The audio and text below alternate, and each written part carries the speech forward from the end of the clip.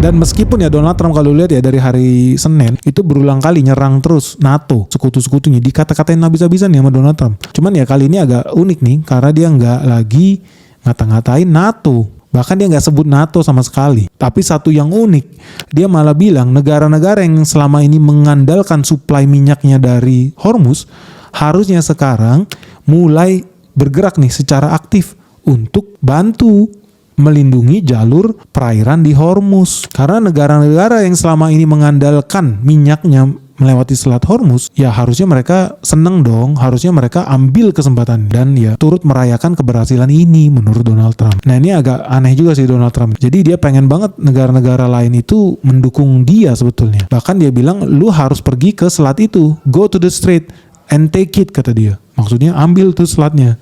Karena pekerjaan yang sulit itu udah selesai. Maksudnya membombardir Iran, menghancurkan angkatan laut Iran. Jadi ini harusnya gampang. Nah sebetulnya dia tujukannya ke sekutunya Inggris buat bersama-sama merampok Iran, merampas sumber daya di Iran, mengambil alih negara Teluk maksudnya.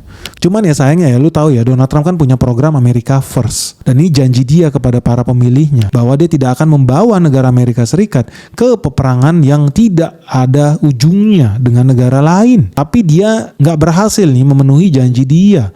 Dan dia juga nggak ngejawab tuh banyak pertanyaan dari wartawan. Karena banyak partai Republik, anggota partai Republik itu nggak setuju dengan konflik yang terjadi di Iran. Dan ketika dia ditanya nih tentang soal rakyat Amerika yang komplain soal harga gas, harga bensin yang naik terus, dia malah bilang cuma masalah kecil, ini cuma kenaikan dalam jangka pendek doang. Dan dia coba mengalihkan perhatian wartawan bahwa Amerika adalah negara yang paling hebat, negara yang paling hot, negara yang paling yahut dibandingkan negara manapun di dunia ini. Dan rakyat Amerika sebetulnya sangat-sangat diuntungkan, terutama dengan adanya program Big Beautiful Bill yang sudah berhasil menjadi undang-undang tahun lalu guys. Ya faktanya ekonomi Amerika Serikat kayaknya makin gak jelas nih, makin gak stabil guys.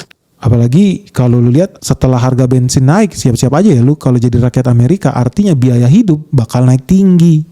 Masalahnya Donald Trump juga gak ngasih solusi nih. Kalau krisis ekonomi berkelanjutan, terus gimana nih nasib rakyat Amerika yang gak bisa membayar harga yang lebih mahal itu?